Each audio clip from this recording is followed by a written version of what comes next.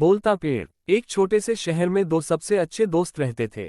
उनमें से एक को गुडी और दूसरे को बैडी कहा जाता था। दोनों बहुत अच्छे दोस्त थे लेकिन एक दूसरे से बहुत अलग थे। गुडी हमेशा दूसरों के प्रति दयालु और मददगार थी जबकि बैडी मतलबी और चालाक था।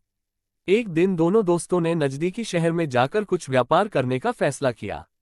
सौभाग्य से गुडी की अच्छी बिजनेस स्किल के कारण उनका बिजनेस चल निकला और दोनों दोस्तों ने खूब पैसा कमाया।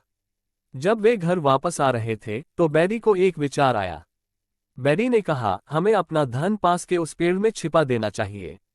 हम सुबह यहाँ वापस आ सकते हैं और फिर सब कुछ गांव वापस ले जा सकते हैं। इसे पेड़ के पास गाड़ने से यह सुरक्षित रहेगा।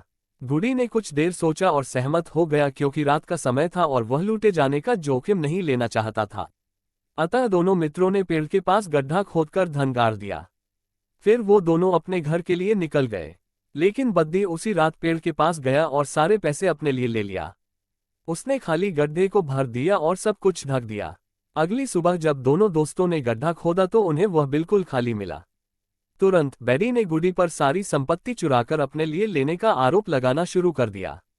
गुडी ने ये कहने की कोशिश की कि वह निर्दोष है लेकिन बैडी ने उसकी बात नहीं सुनी। दोनों दोस्त झगड़ने लगे और जल्द ही राजा को इस मुद्दे के बारे में पता चला। अतः उन्होंने उन दोनों को अदालत में बुलाया और पूछा कि यह अपराध किसने किया। बैडी ने गुडी की ओर इशारा किया और कहा कि उसने पैसे चुराए हैं जबकि गुडी अपना बचाव करता रहा। बैडी ने कहा, हमें पेड़ से ही पूछना चाहिए कि यह किसने किया। इसलिए वे पेड़ के पास जाते हैं और बैडी पूछते हैं, हमें बताओ कि पैसे किसने चुराए। पेड़ से एक आवाज आती है जो कहती है, ये गुडी थी जिसने पैसे लिए थे। आवाज सुनकर गुडी समेत सभी लोग हैरान रह गए।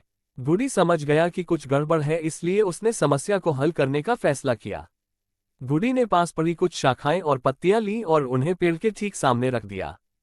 फिर उसने पेड़ में आग लगा दी और चला गया।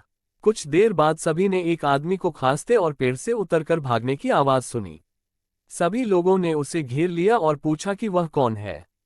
उस आदमी ने उत्तर दिया, मैं बैडी का पिता हूं।